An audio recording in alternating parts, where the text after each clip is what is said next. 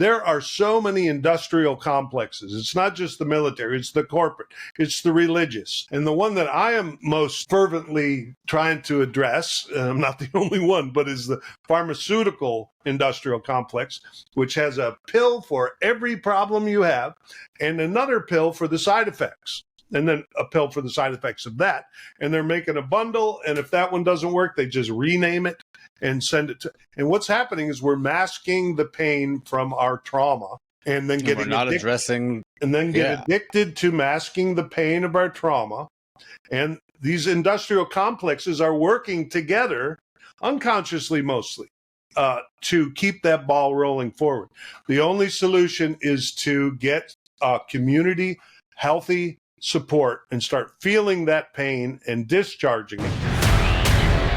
True freedom comes from within. Hi, everybody, and welcome to the Sovereign States of Mind podcast, where we explore what it means to reclaim authority over our own lives. My name is Jordan Herbs, and I'm excited to have you along for the ride. I believe developing our own independent ways of thinking and being in this life is the first step to exploring the potential experience we can have during our short time on this earth. My intention with this podcast is to have the conversations that help you realize that true freedom comes from within. For your convenience, this podcast is available on all major podcasting platforms, so head over to your favorite app and give us a subscribe and follow there, and you can be notified when there's new episodes. We also appreciate nice reviews if you like what you hear.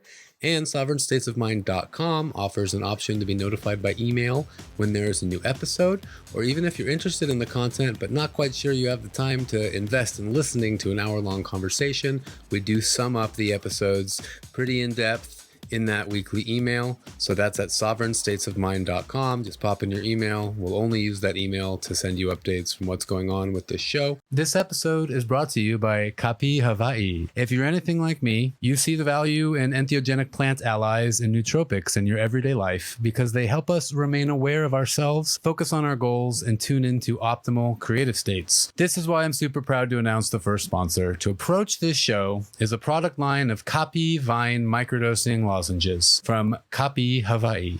Kapi is a vine that has had a relationship with humans for thousands of years. Hailing from the Amazon, this Kapi vine has been a supportive ally to humans in recognizing the fundamental sovereignty we have over our own consciousness. A few years ago, the Kapi vine played an important role in helping me become aware of my deep psychological tendency towards victimization in the face of hard times and the self-defeating mindsets that developed along with it over years and years. All that changed when I started working with the Kapi vine. I no longer fear taking responsibility and owning myself. These Kapi microdoses remind me every day of the self-growth I carry with me since those early ceremonies. They help me return to a state of basic self-connection. And it's very subtle, but it's very real. When I'm microdosing Kapi, the rough around the edges feels smoothed out. My unproductive cravings are silent, and I find myself acting from an integrated state of mindful awareness. This subtleness becomes profound with time. So whether I'm parenting or playing or working, the Kapi vine helps me better integrate all the growth happening in my life and everything I do. These Kapi lozenges are non-impairing, and you can stay completely functional. It is an MAOI, which means if you're on any medications such as SSRIs, it's very important to speak with your doctor or physician. So if you're on the path of uncovering and creating your best self, Kapi Vine is a powerful plant ally to have along with you. Check out kapihawaii.com. That's Kapi Hawaii. Hawaii is actually pronounced Hawaii by the native culture. Use promo code Jordan at kapihawaii.com for a special 15% off. That's CAAPIHAWAII.com. Promo code Jordan, 15% off to get started on your journey with this powerful plant ally. So without further ado, let's get into this episode.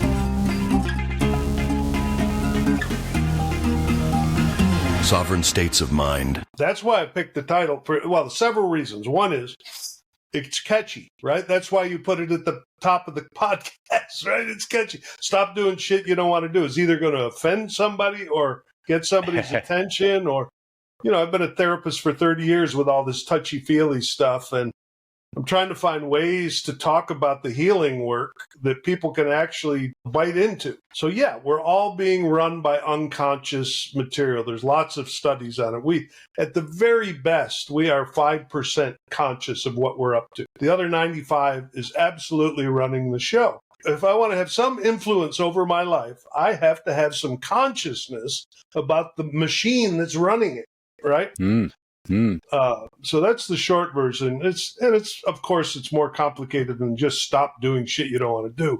It's there's exceptions to it, right?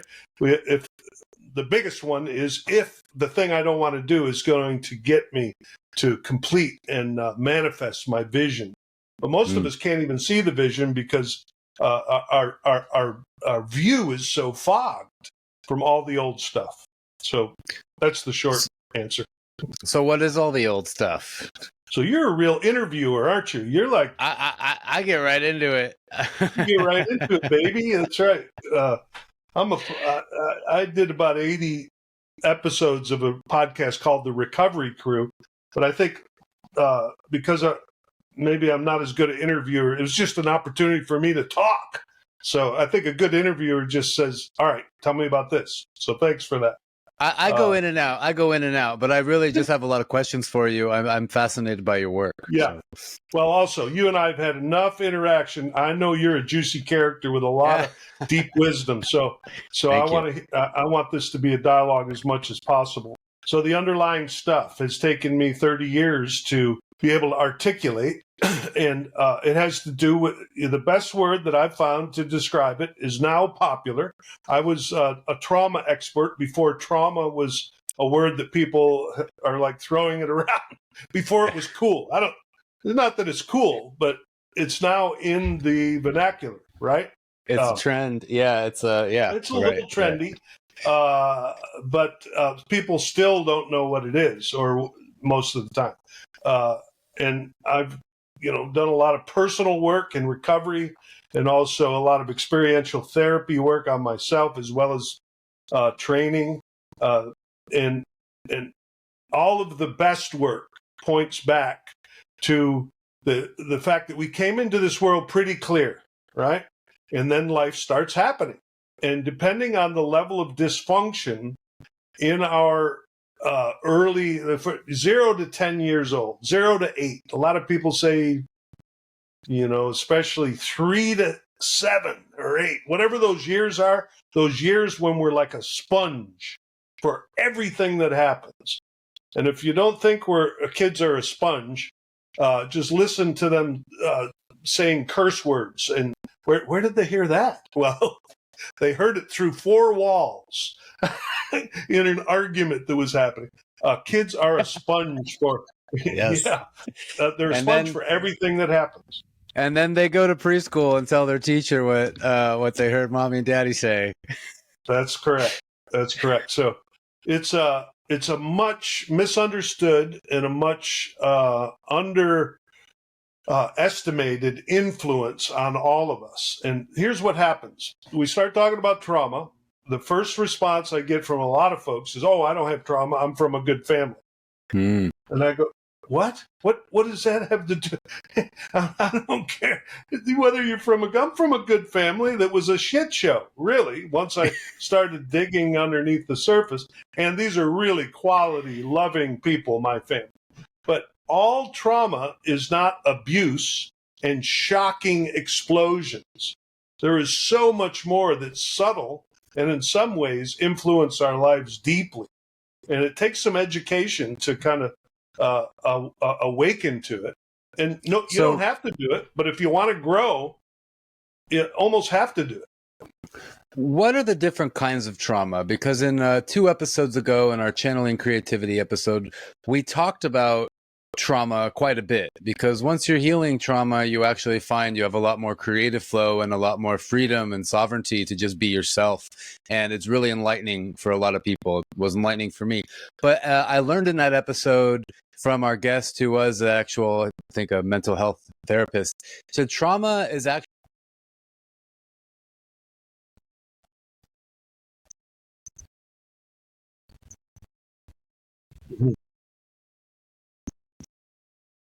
Right. So there's PTSD and there's CP.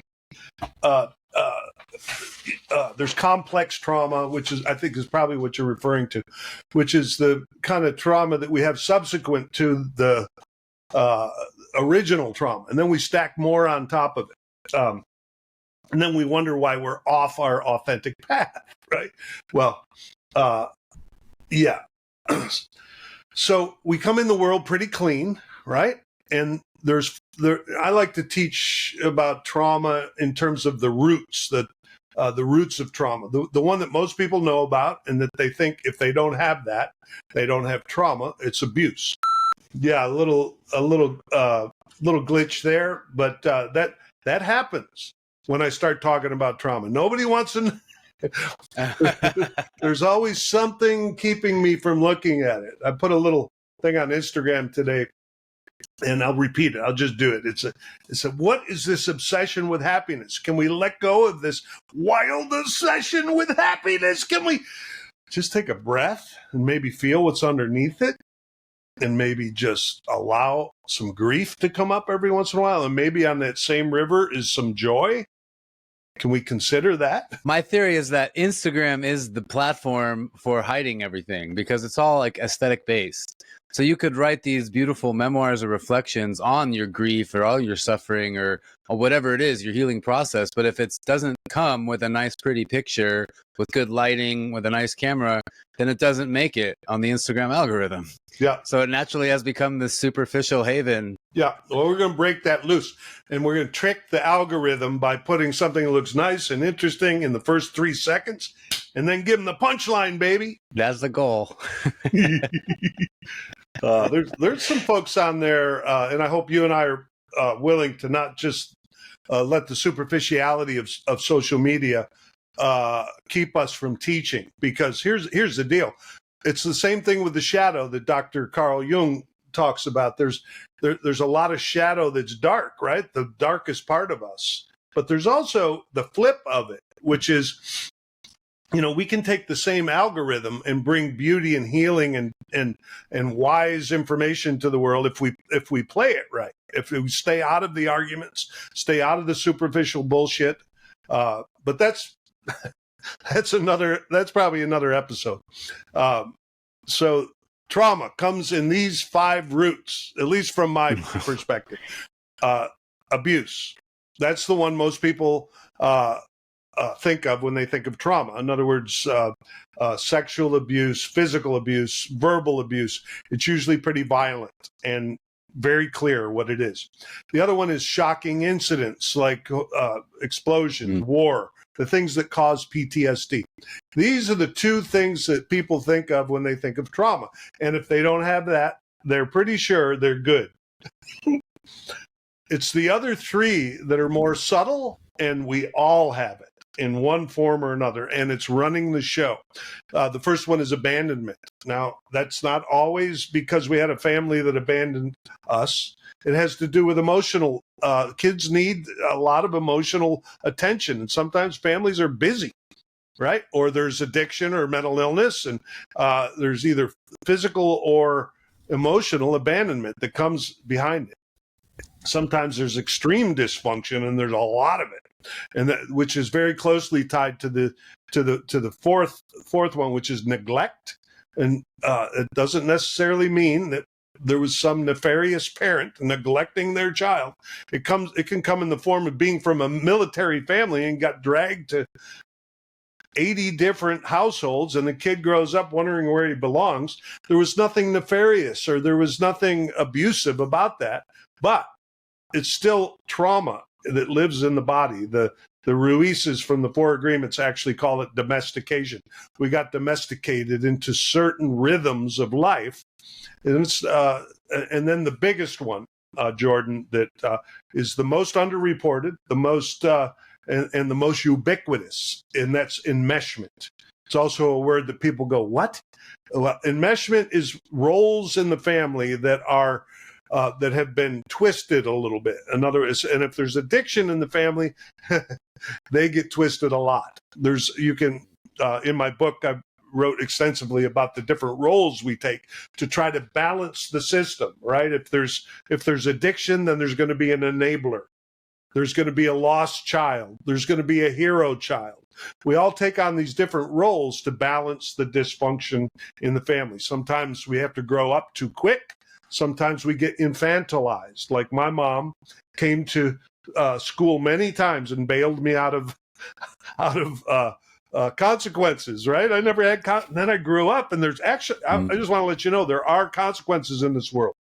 So there's a lot of different ways that we get domesticated or redirected away from what's authentic for us. And then we find, and there's a trajectory that happens. And by the time we're, I don't know, 30, 40, 50, we have gone so far off that usually there's some train wrecks that wake us up and take us somewhere where we can get some support to do some healing. So that's the short intro on trauma. So we have some kind of catalytic event that makes us realize, like, oh wow, there's some deep-rooted shit here that I need to get to the bottom of, and that happens to a lot of people. I feel like it's kind of like common. We talk about midlife crises, the midlife crisis. Now that's obviously not some train wreck event happening, but just some kind of cycle as our culture goes through, or something like that. And I feel like it is kind of. I doubt 100 years ago they were talking about midlife crises, right? I feel like that's pretty new to the last generation or two, where we live in this time of excess, where we can have anything we want, our needs are taken care of, and we kind of just create our own problems because our physical world, for the most part, and not for everyone, but for the most part, our basic needs are met. Yeah. So, we live in a different cultural time, and where the natural things in a traditional culture aren't happening. There's natural healing initiations where the young people are initiated into a life of psychological health. We're closer to. We used to be closer to the earth and to the rhythm of nature, which is, by the way. By the way, if you go out 100 miles from the earth and look back, everything there is earth, by the way, including us. We are made of the same stuff, but we don't think so. We have transcended the earth. We are above it. And even though, any conscious person would say, no, of course, we're an animal, but psychologically, we are not connected. We are disconnected. And yes, there's going to be a crash. I disagree with you. There's going to be a crash and burn of immense proportions if we're way off our path. But sometimes you're right. It's going to be an internal explosion that is like, oh, I'm wasting this life, or I'm with a woman what am I doing here? Or why am I going to this job that I absolutely loathe? Right? Right. It's not like, what are we doing? Yeah. It's not like a bomb that goes off, but it's an internal bomb for many. Yeah. And just to add to what you're saying, disconnected from each other. We don't have community anymore in the same way. Right. Like, we have this notion of this individuality where I have to go to work every day to pay for my own, to take care of myself, my family, and then that's all. When in reality, our ancestors lived working a few hours in the morning, but everyone's working collectively towards a shared goal. And then everybody eats enough, and everybody's in abundance, and everybody has time to just enjoy life and spend time with the kids and just be present. Yeah. And that's just gone. Well, that is gone. And to some degree, it's a little bit like my dad used to say, the good old days weren't all that good. It was probably tough times, too. They were just doing what they needed to do. So, but traditional cultures were at least closer to the rhythm of life and community. They were maybe forced into community for survival. We're not forced into it until shit gets really bad, which has been proven by probably Alcoholics Anonymous is the best example of that. For thousands of years, they've tried to beat people and bleed them and kick them, lock them up, whatever it takes to arrest the disease of addiction, right? Until in 1935, they realized that there's a really profound thing that really advanced clinical mechanism, and that it's not clinical, I'm kidding. It's one alcoholic to another in a group of alcoholics is the only thing that arrests the disease of alcoholism.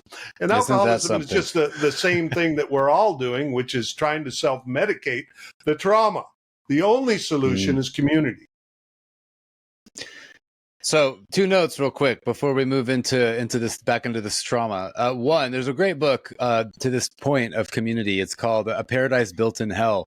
And this is kind of more on the macro scale. It's basically an exploration of the extraordinary communities that arose in the face of natural disaster. So the San Francisco earthquake, the Chicago fire, Katrina, New Orleans, an example. And even right now it's happening on Maui. I'm on the Big Island. So we have a lot of, community back and forth. And there's a lot of community resilience building right now because, as we know, government institutions are generally inept and they can't get anything done when it's time. And people here experienced that during the lava flow in 2018. But these are like the train wrecks that we all share that suddenly we're like, whoa, we need to work together to get through this. And the second part I wanted to just note about the cycles we're disconnected to in nature is, like we go into the ground when we die because we are essentially just going back into carbon. Like this is what we learn in permaculture systems where you're planting gardens and trees to work with nature and let the cycles of nature do the work for you. Yeah. And it has a lot to do with composting, and we have chickens and using the chicken poop to turn it into healthy soil to plant trees in. And this is all just a part of what nature's doing anyway. And we're so tapped out of it, expecting some government or corporation or big entity to take care of things for us. Yeah. And we're so dependent on that. And there's just a complete lack of responsibility that we experience in this world, whether it's by design or not, I don't know. But it does, I think, lead into, I would argue, a kind of a different kind of trauma along the lines of just being born in this day and age. We always laugh that the first traumatic experience I think anyone has, is when you're coming out of the womb, when you're born. Yeah. Everything's perfect. Everything's great inside there. You're in the infinite void of your mother and you don't have to eat. You don't have to breathe. You're just in nirvana, essentially. And then that first breath, you see the light, and then suddenly you're in human form. And as the Buddhists say, you begin your suffering. Yeah. Yeah. It's in my day they'd slap you. Yeah, I think they quit upside slapping. Down. Yeah, I think they did that to me too. Yeah, yeah, but that's not the first. That's not the last slap. The subsequent slaps have to do with this culture to which you're referring, which says things like you're not quite enough. You're going to need you need help, or you need this that we can do for you. And then where'd you get an idea like that? And what's the matter with you? And let's shape you up and get you into college, and let's teach you science, technology, engineering, and math, and make you learn how to make widgets for us. We need widgets, and you'd be a great candidate for widget making, I'm sure. Now, this is an artist that they're talking to, and they say, okay, I'll make widgets. And then, we get on this path that's very carefully constructed. I'm going to sound like a conspiracy theorist now, but there are so many industrial complexes. It's not just the military, it's the corporate, it's the religious, and the one that I am most fervently trying to address, and I'm not the only one, but is the pharmaceutical industrial complex, which has a pill for every problem you have and another pill for the side effects, and then a pill for the side effects of that. And they're making a bundle, and if that one doesn't work, they just rename it and send it to. And what's happening is we're masking the pain from our trauma, and then getting addicted to masking the pain of our trauma. And these industrial complexes are working together, unconsciously mostly, to keep that ball rolling forward. The only solution is to get community healthy support and start feeling that pain and discharging it. I just did a weekend with 40 people doing really deep trauma healing work. We require 30 days of sobriety, or at least abstinence from self-medicating before they get there, and so that we can get our own authentic screen back, so we can see through eyes that come from us, as opposed to everything that's been projected onto us and that we're in the rhythm of. And it's shocking for a lot of people, right? Right now, there's a lot of people still in a little bit of an altered state because we use combination of psychodrama, bioenergetics, and a lot of visualization techniques that help people get inside and reroute their neural pathways that have been carefully rerouted away from their authenticity. Wow, powerful. So for someone that's hearing this, and you mentioned earlier, like we might not think we have trauma, but you do. What is something someone can do at home to just start evaluating themselves and checking in, seeing like, okay, where is my trauma? What do I got going on? Well, my first wise ass response is quit being at home. Go get support. But you're right. Awareness is where it begins, right? And if your life is not, my dad said, there's a DSM in the DSM, the Diagnostic Statistics Manual that we use in the clinical world for mental disorders. There's 11 criteria for addiction, right? If they're doing this, but actually, what it adds up to is my dad's wisdom, which is if it's causing you problems, you have a problem. I kind of like that diagnostic criteria because it's true. If you're having problems in your life, you might want to start by looking at how you're medicating.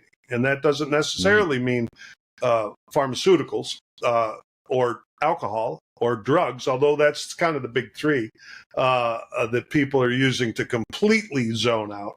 But there's other ones like excessive work, codependency, love relationships that keep breaking our heart and we're mildly suicidal. Or excessively suicidal. Is there such thing as mildly suicidal? I don't know. And sex, gambling, money, food. That's the first place I would look. Where am I self-medicating? The second place is to get some help with it, because if we've gone beyond the point of a habit, it takes support to come off of that. And the first third of my book is about taking a look at how we are abusing ourselves. There's no such thing as drug abuse, by the way. It's self-abuse. The drug doesn't feel anything. So that's that's where I would start. But in my book, I'm not trying to sell my book, except I want to share this information. It's and by the way, it's free right now, or 99 cents on Amazon for the next few weeks. I don't know when this is going to air, but at the end of each chapter, there's questions that you can ask for yourself and do some journaling and bring some awareness about that. Great. But that's where it starts. Cool. Where am I self-medicating? And then, of course, the model that I use is recover, heal, launch. It's in 3 sections. Recover is get our chemistry back. Heal is do the deep trauma work, which that's a whole nother conversation that I'm happy to talk about if you want. And then the real goal for us all is to launch into our authentic life. This is precious, man. I'm older than you. I'm going to live this thing, man. It's time to, am I going to get another one? I don't know. I better come to a guy like Jordan to find that out. That's beyond my pay grade. But I think this might be the only one I get. Now, I'd like to be in it. Yeah, well, the cliches come for a reason. And, we used to say YOLO. I think that is one of the greatest things to come from this millennial generation is the YOLO lifestyle. And it sounds silly and it's cliche, but it's just overwhelmingly true. And the more you learn to just live presently and to be here in the moment and not being distracted by the trauma and the shit you don't want to do, then the more you realize how precious this life is. And there's, what do they say? The best time to plant a tree was 5 years ago, but the next best time is now.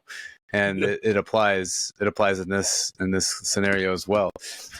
Do you have any kind of relationship with plant medicines? I have a relationship with any substance I could get my hands on to try to adjust my chemistry up until the age of 35. At which point I was suicidal after I lost my marriage and a couple of jobs and was living a life that I didn't want to live. And then, so I started 12-step recovery back then. And since then, I've been just on a path of trying to access more and more of my own chemistry, and to get, it's talk about cliches, to get high on my own supply. And as opposed to, trying to get anything from the outside to adjust me. Now, I know that it's this week's. Here's my wise ass. It's this week's solution, along with about 10 other things that have come on in the last. I'm kidding by this week, but it's the current thing. I've been doing this for a long time. Okay, the psychedelics are the hot thing right now. I won't. I was going to disparage some other techniques, but I won't do it. But for me, it's not going to be happening for me. I'm going to get high on what I got here, right? And I do a lot of really intense transformational processes, including things like holotropic breathwork, which is a natural way to get high if you want to get high, or if you want to transcend and make contact with the other side. There, psychodrama and bioenergetics and deep trauma work.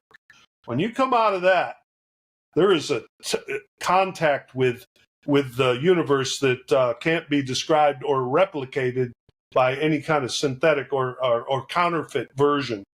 So for me, it's just not on my list. It's not on my list of recommendations for the folks I work with, because I want to work with people and their chemistry, as opposed to people who what's happening with them is happening due to some other mixture of chemistries. It just kind of blurs the healing process for me. So when I mention plant medicines, I guess I'm referring to when it's used in kind of a ceremonial purpose with intention, such as trauma healing. And in particular, I think I'm referencing ayahuasca, which I'm sure you've heard of, and I'm sure you've heard anecdotes about it. For me, ayahuasca was the big turning point in my life, because it didn't help me. It didn't do anything for me. It allowed me to see. It opened the door for me to see and do the work myself. And I feel like that's the part of the conversation that's often missing when we talk about psychedelics and all that, is that the plants aren't doing anything. You're doing the work. The plants just help you see what work needs to be done. And so I stand by that. Not simply ayahuasca, but even just cannabis. I feel like they can be great teachers, but they're not the healers. You're the healer. You have to do the work. And whatever it is in this life, if you're not doing the work, you're not going to get anywhere. It's not going to happen. You're not going to see results. Yeah, we don't get high on any of the drugs that we ingest. All it's doing is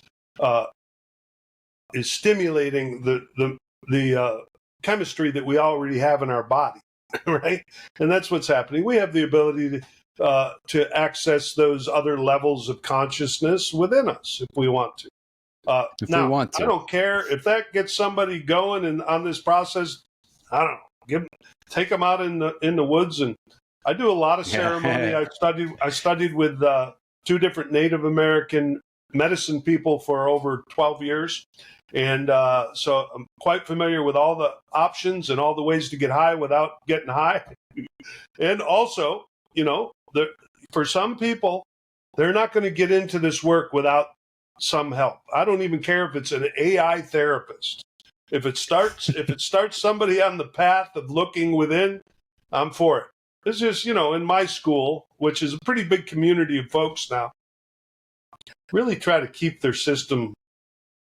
I really encourage people keeping their system clean. I don't know how else to say that. Oh, sure. And it's the surefire way to getting to the bottom of it, the bottom of yourself, to the heart of the matter, without distractions.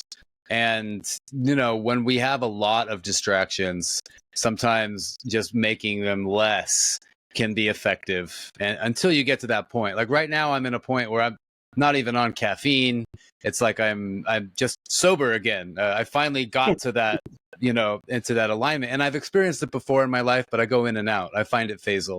And when I'm out, I do find the other tools to help me kind of come to nudge myself back into that state until I can, okay, cool, I'm focused. I can get up early. I can go do my workouts. I can meditate. I can do all the things I need to do, and I don't need any support or help. And that's me. You mentioned holotropic breathwork. That I encountered about 10 years ago, and it was a very big part of my life for a while. However, in the first years, it was completely unguided. And I felt like I kind of tapped into some things that I was not ready for.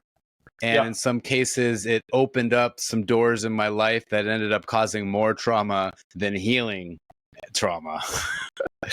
Well, yeah, it's that's a big topic, right? It's that for me, the response to that for me is I have to have a lot of support. If you're going to dive into getting sober, do it with a lot of support with people who are working a good 12-step program. Otherwise, don't do it. I recommend you keep using the medications that you're using that are working. Until then, get into a group. And, my literature, my websites have lots of suggestions about where to do that. That's one. Two, if you're going to dive into the trauma, and holotropic breathwork is a choice to dive into the trauma. However, you got to do more than just lay on your back, listen to loud music, cough up those hairballs and stir them up, and then do some art at the end of the workshop, which is a holotropic breathwork sequence. Very powerful to stir that stuff. But you got to do, that doesn't integrate the story of how we got wounded. That's why it takes the most effective recommendation I have is a combination of psychodrama and bioenergetics. J.L. Moreno's psychodrama gets to the story in combination with Alexander Lowen's bioenergetics. That's what we use at the Deep Waters Experience workshops. They also use that set of techniques at a place called the Bridge to Recovery. These are very powerful ways to go down in and come back up and get yourself back into your body and bring your story, your wounded story, back into your life. It's like EMDR is a technique that you know about EMDR. Have you heard about that?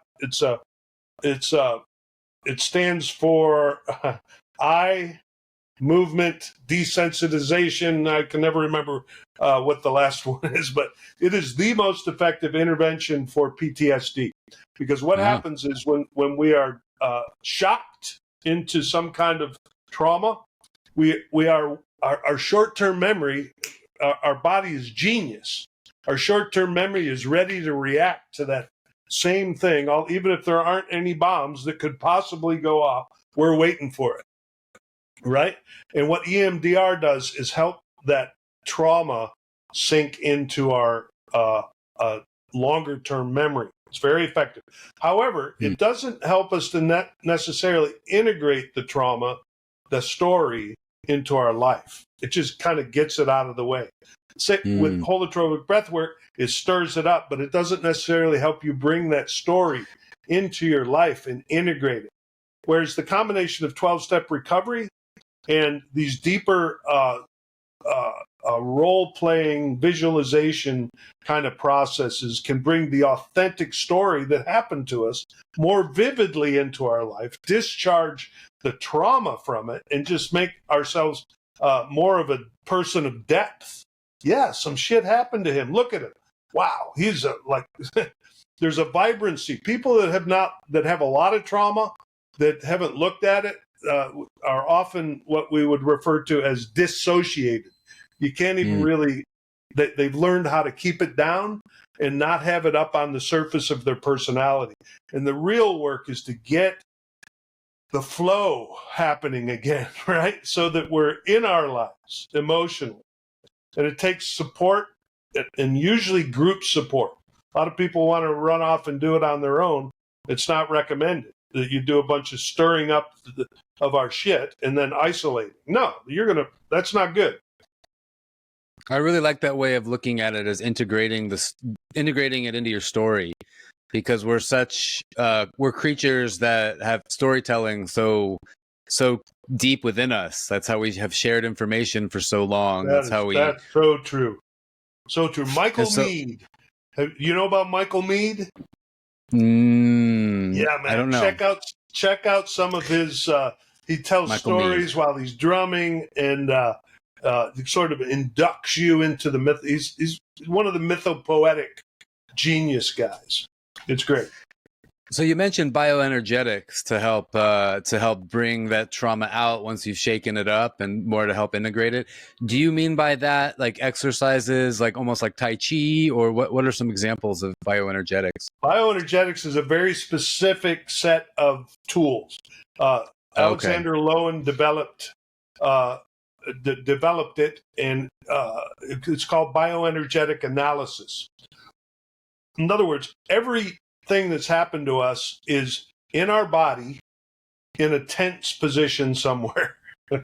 And bioenergetics releases it. That's the very short version. I'm sure an actual certified bioenergetic analyst would roll their eyes at my description. But it's very powerful work. There's many other offshoots of it. Core energetics, the radical aliveness people. That's some wild shit right there, but it's very powerful. Their first rule at their workshops is everything is welcome here. And believe me, it's a wild letting loose of whatever is trapped in the body. And like catharsis type stuff. That's right. The Greeks came up with that. They brought the Dionysian rituals down from the mountains onto the stage so that the people could have a little bit of emotional release.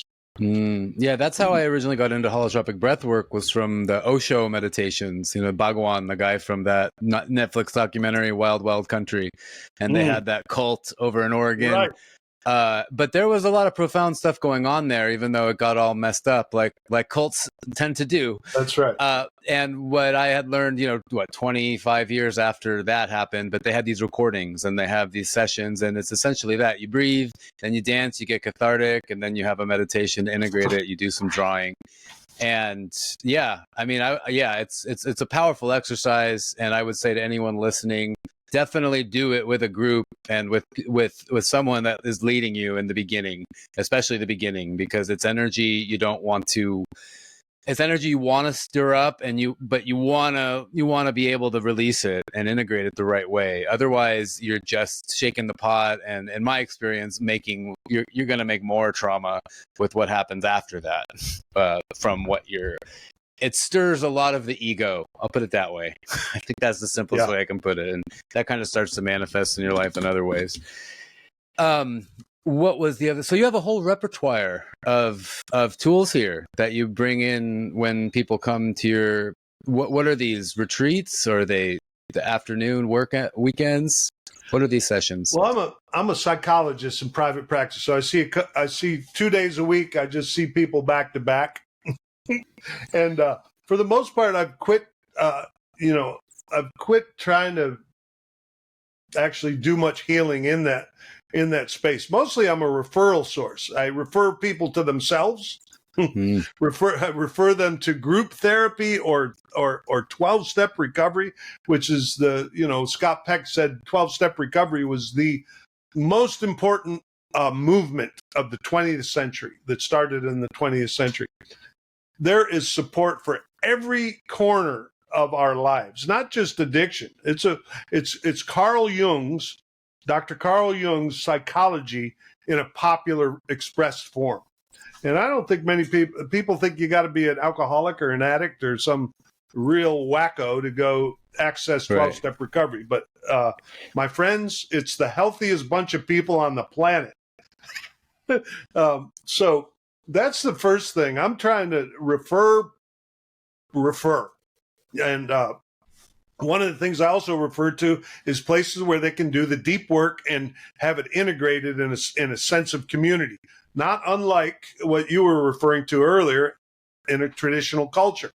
There's a certain initiatory energy to the weekends that we do that are traditional and ancient in certain ways, but also we create a lot of safety and connection based on some of the best clinical information on trauma, which and I say it the best because most of the clinical world doesn't understand trauma or addiction in any way. So sometimes I say, yep, I'm a therapist, but don't hold that against me. I do know how to do healing. All right. And I do know how to help people let go of addiction. I do know about that. Most of my licensed colleagues have no clue. Don't get me started. Okay. I guess it's too late. But I don't know what you asked me, but the weekends. Yes, we do a weekend called the Deep Waters Experience, and it's deepwatersrecovery.org. We're a nonprofit.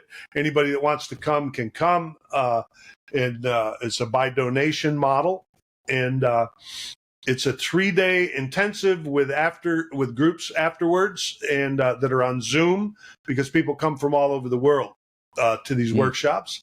And it's in the tradition, I would say, of Gestalt therapy and psychodrama and bioenergetics and the encounter movement of the 70s. There's a big organization called the Mankind Project and a women's organization that's associated called the Women Within, which are really trying to bring traditional healing values in it. And it's some of what we do at Deep Waters, which is for men and women, are related to all of those organizations. Just the container, the space of people coming together to support one another in these processes is so powerful, and I don't think it can be understated. Just every Sunday we have a big drum circle party at a park nearby. And it's, overlooking the ocean, and it's just people from all walks of life, all ages, just come in. There's hundreds of people, and everyone's just partying and enjoying themselves, however they choose to do it. And there's a big drum circle. Everyone's drumming along to their own rhythm, and then there's people dancing inside, and everyone just feels free to dance, to be weird, to do whatever that is. And that's not even with an intention. Like everyone's just showing up to enjoy themselves. And so when you have an actual container created for these spaces, I remember I used to have friends that were, they had healed from the 12-step process, like you mentioned, and they were such big advocates for it. Anytime they were traveling or something and they felt like they needed some community, they would just go to a 12-step meeting because they would just feel like this is a place where I feel safe. This is a place where I know that I can connect with others. Yep. Like you said earlier, the alcoholics to alcoholics. That's how they can jive. It's not a mistake that maybe the very best community, 12-step community I've ever run into is in Hawaii. It's for a couple of reasons. Yeah. One is it's, people that have decided they're going to live a good life wind up in great places. I'm in Austin. That's another one of the places where there's an incredible recovering community. But it's also a party town, and so is Hawaii. So that's the other reason. When it goes off the rails, when it gets to the place where it's not, when partying becomes death-defying, fortunately, there's a solution. And that's why I would never tell anybody to stop drinking or to stop using or to stop having serial relationships. Do it more until you get the pain enough to go get some spiritual help. Plus, when you have a resistance to something or to stopping something, it just creates more when you try to force yourself to do something. It doesn't work. That's 12-step recovery in a nutshell, Jordan. Well said. People walk in there and they think people don't go to the program because they think people are going to tell them that they have to stop. And you don't have to stop to go to AA. You'll be welcomed, but it's hard to sit around there for very long without making change.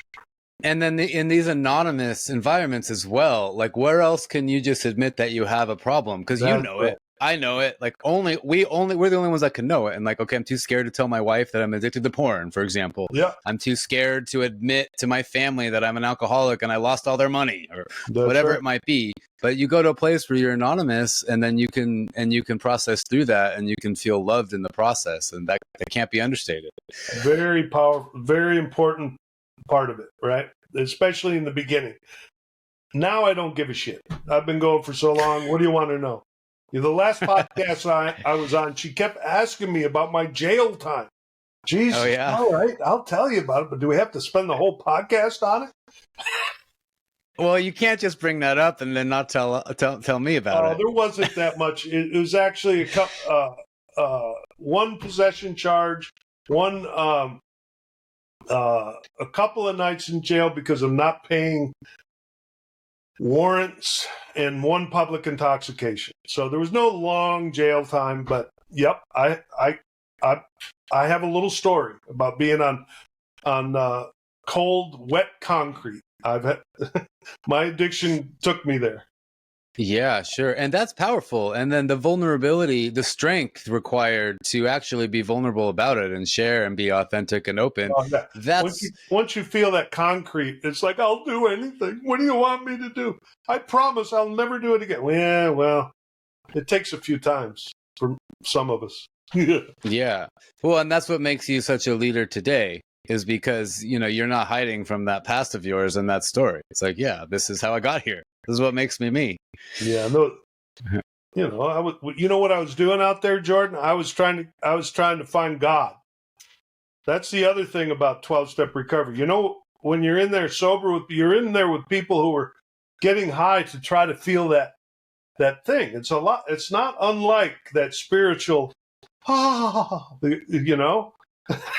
It's not unlike that. So you're sitting in a circle of seekers, right? Only now we're having, before it was counterfeit spirituality that doesn't work because, you wake up the next morning and I don't even remember my encounters with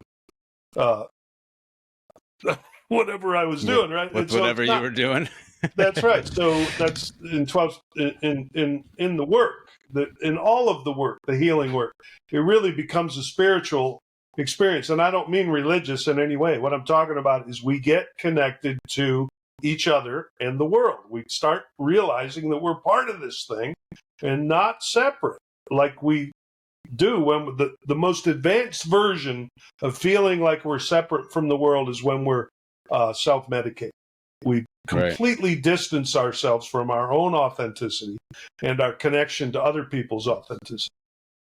I was an alcoholic for a long time, and it affected everything I did. I didn't know it, right? But it was controlling everything I was doing. It controlled my goals, controlled where I would go and what I would do next. And I would always just kind of be in denial about it. And, I lived pretty low key under the radar. I traveled, I lived minimally. I didn't really, I wasn't affecting people with it, but I just partied and I just enjoyed it. And then the partying, at times would turn into, oh, well, I'm lonely. I'm alone tonight. I'm going to have a bottle of wine.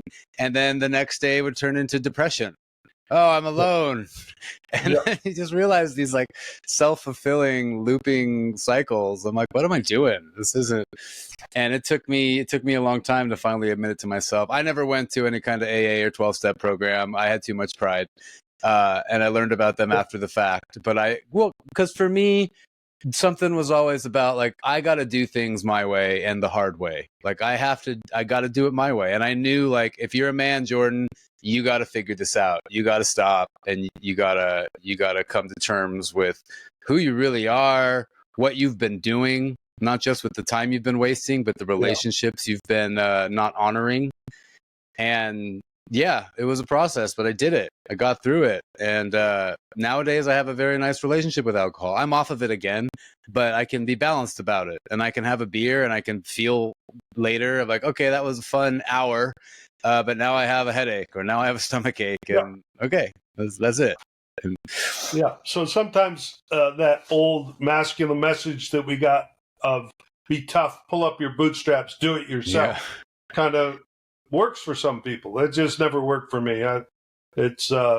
Surrender is what I've had to learn how to do in order to get my life back, over and over and over and over every day.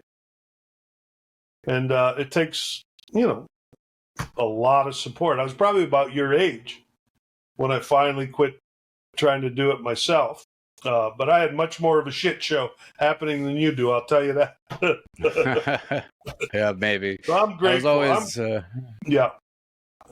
You're grateful. We all get a wake-up call of some kind or another, and we all have different ways of doing it. I don't know. I think, and you can we can do this on another podcast. We'll have a nice argument about it, but I think surrender is easier.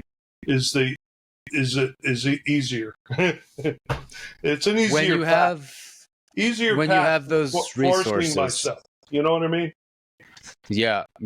Well, for me, it was no longer about forcing myself. I was like, okay, no, I'm done with alcohol. And it slowly just became of like, I'm no longer attracted to it. I no longer want it.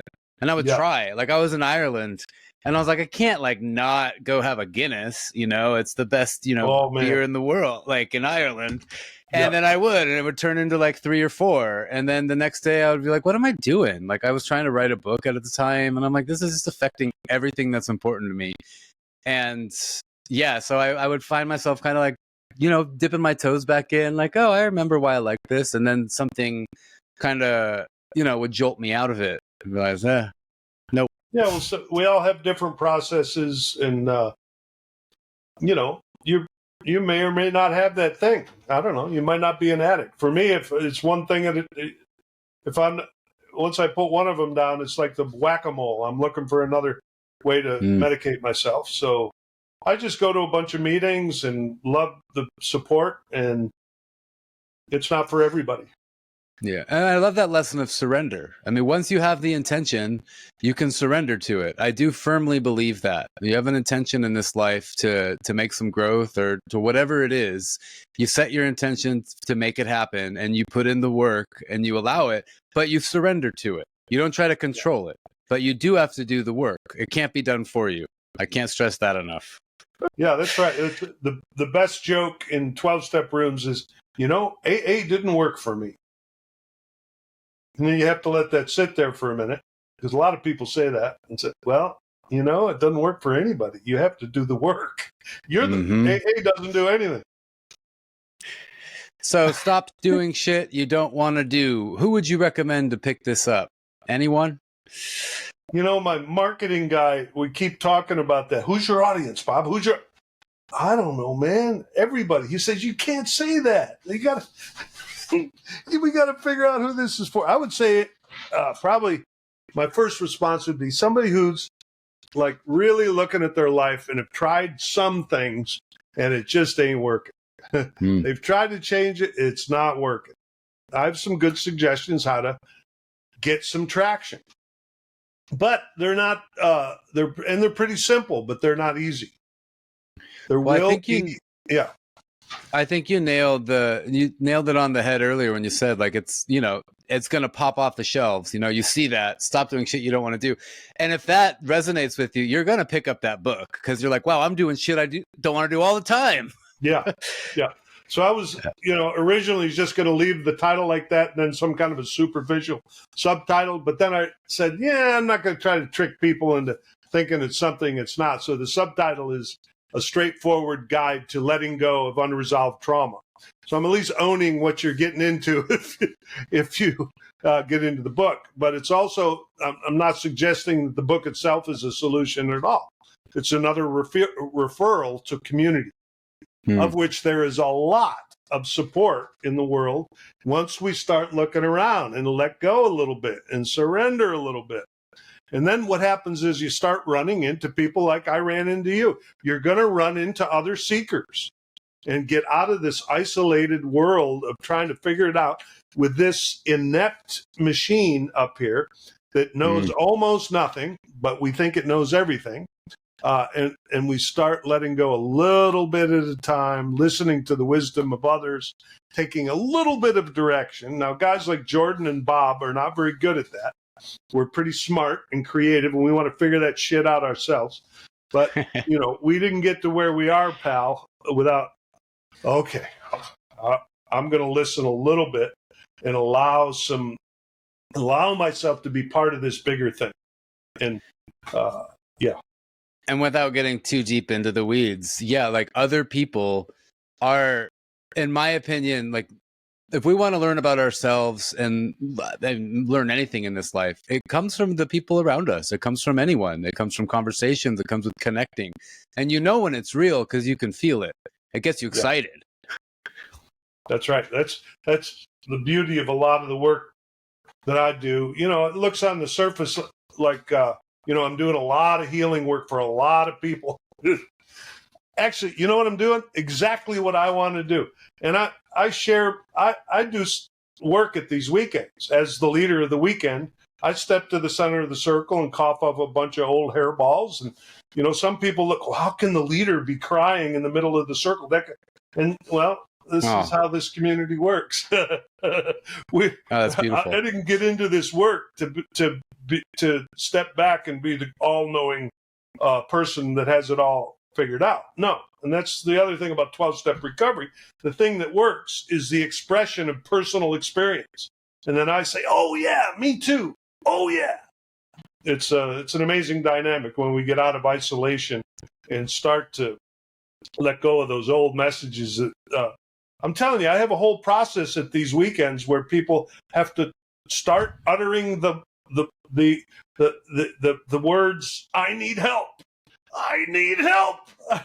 Some people, it's like they haven't ever said it in their entire life. Wow. I'm not kidding. I bet you could write a book. Especially men. It's like you have to practice saying, I need help. I need humbling ourselves. It's we were crazy told difficult. Never to help. We were told to figure it out, fix it, and be strong, and don't ask for help. That was my marching orders as a man. Go to the doctor. Have the professional do it for you. But you pay him. Yeah, it's not about asking for help. It's just about saying, "Oh yeah, fix it." Yeah, fix Here's it. my money. Right. Especially if you have a kid. If you have a kid that's something not going right, you take them to the doctor and you say, "Doctor, fix this." And hopefully a doctor occasionally will say, "Well, wait a minute, the kid's problem. Let's look at you first, because it might have to do with what the." Yeah, well, I can't tell you how many people. I can't tell you how many people bring their kid to me to fix them, and oh, really? yeah, and it doesn't last very long usually, because it's like, yeah, the kids are. Let's take a look at you and your recovery and what's going on and what he's reacting to. What this 12-year-old is acting out. What's he acting out? He's acting out the unresolved issues in the house. It's become super clear for us. We just have a 3-year-old and a 2-year-old, a 1.5-year-old. And when my wife and I are not showing each other love, and we're not close, and we're not supporting each other, if there's just a bad day or whatever, it totally comes out in my 3-year-old's behavior. He'll be a little punk and he'll be fighting his sister. And then when we find that we focus on just being in a loving relationship and being good partners, then the whole house becomes harmonious. Yep, it's so really good. Crazy. It's so good that a young dude like you can see that. That awareness is reducing the amount of the therapy bills for your kids in the future. Yeah, I hope so. Yeah, well, we put a lot, we invest a lot into making sure we do the best job we can parenting. On Monday, I have my kids' preschool nursery teacher coming in, because she's like a Waldorf, just amazing woman who's just all about empowering kids as they're growing, and how difficult it is for us as parents to just allow our kids to just be and to accept them, because that's all they want, is to just be accepted. And then our job is to just nurture and kind of guide them. Not, but what I was raised as is, don't do that, like, hey. And that's what I naturally want to do, because that's what I was coded in. Exactly right. That is such good insight, brother. That's I get really excited when I hear people that are conscious like that, because it's rare. And the best thing I can do for my kid is to do my own inner work. There's no advice. Quit. Let's stop advising, raising, encouraging, pushing, shoving, whatever these things are that we do with our kids. Can we just back off and let them emerge as they are? It's a very Waldorfian way of thinking. And it's but the thing, Waldorf doesn't put a whole lot of emphasis on doing trauma healing work. But if that what happens naturally when we do our own inner work is we stop with all this pushing of our kids. And, interesting. And yes, interesting. It happens naturally. We don't have to make ourselves not say, you little punk. You know, we stop doing it because somebody called you a little punk somewhere. That went in your body. And believe me, I got 1,000 of those from my childhood. Are you kidding? And just the impatience that can develop, I find doing the work on myself keeps me patient and like with myself. And then that reflects outwards, especially to my kids who can really, really trigger and push the buttons, as we all know. Yeah, the other, you asked me a question, what can people do? The other thing is inner child work. That's an extremely powerful internal psychodrama that we can do, which makes people, it's kind of touchy-feely, and people make fun of it on Saturday Night Live, probably. I don't know. But it is extremely powerful to do. There's a book, I think it might be The Drama of the Gifted Child, or any kind of work that has to do with bringing the inner that child of ours forward. There's a program called Adult Children of Alcoholics and Dysfunctional Families that invite healing. That's a free program. It's a 12-step program, but it's not a substance use program. It's a healing trauma program that I strongly recommend. All those things are in the book. So do you also have a website with all of these resources? Yes. Or is the book the place to go? Okay. I have 3 websites, but it's I don't want to complicate it too much, but the main website to go to is bobbeare.com, Beare, or drbobbeare.com. They'll both work. So let's just keep it simple. There's also deepwatersrecovery.org for the workshop, but bobbeare.com is a place to go get the free book, or get redirected to get the 99-cent digital copy on Amazon. We're keeping the price, free, really. It's just whatever the lowest Amazon will allow us to do, so because I want to get the information out there more than anything else. Well, that's amazing. I really appreciate the work you're doing. I think the world appreciates it, even if it doesn't know it yet. So thanks, Dr. Bob, and thanks for coming on to talk with me. Thanks, Jordan. It's been a pleasure, man, and let's stay connected. Thank you very much for listening. This podcast is available on all major apps. Please head over and follow there. And if you really like it, leaving a quick review and 5 stars is super helpful, especially on Apple Podcasts. SovereignStatesOfMind.com is a place you can put in your email to receive things to your inbox every week. These are updates, these are blog posts, anything related to this podcast and the theme of developing sovereign states of mind. SovereignStatesOfMind.com. You can also support the show there by becoming a monthly patron. My name is Jordan Urbs. You can find me on Twitter as Jordan Urbs, JordanUrbs, and I look forward to interacting with you and hearing a bit about your journey. If you're interested in coming on this podcast, don't hesitate to be in touch. Much love. Thanks for listening, and we'll see you next time.